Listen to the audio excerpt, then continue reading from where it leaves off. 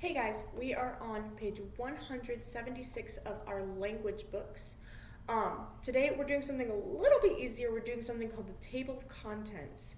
Now, this is our reading book that we've been reading over the last few weeks, and we're almost done with it by now. We're almost done. So I hope you guys have been enjoying it. I certainly like this story. But if, let's say, if you, if this was just a normal book, but usually they have a table of contents at the beginning of this. This is before page 1. So right at the beginning of the book, we have the front cover of the book, and then the next page right here is the table of contents. Let's say if I just pick this book up and someone said that they wanted me to read chapter 4, just for an example.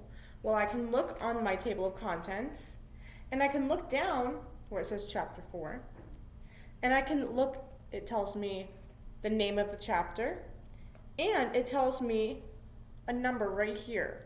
Now, what do you think this number is? Is it how many pages are in this chapter? No. It's the page that you go to where that chapter is beginning. So that says 32. So I know that if I turn to page 32 in this book, here's page 32, it says 32 right there. It says chapter 4 at the top, a day of rest. And that's kind of how table of contents work. It's not really, I guess, too complicated. It's kind of like, I always thought of a table of contents and a glossary as something very similar, because one is at one end of the book and one is at the other.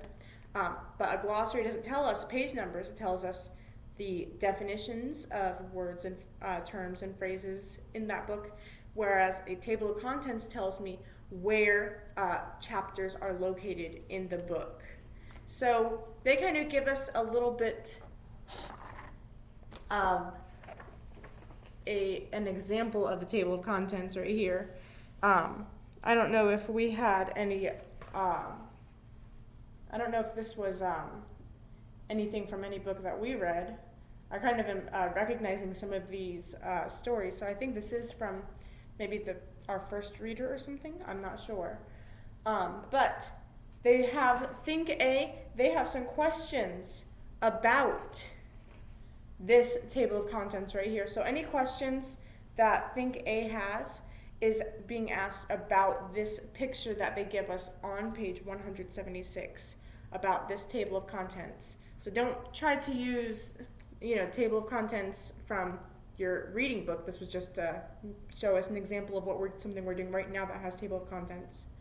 But whenever you're doing these questions, use this.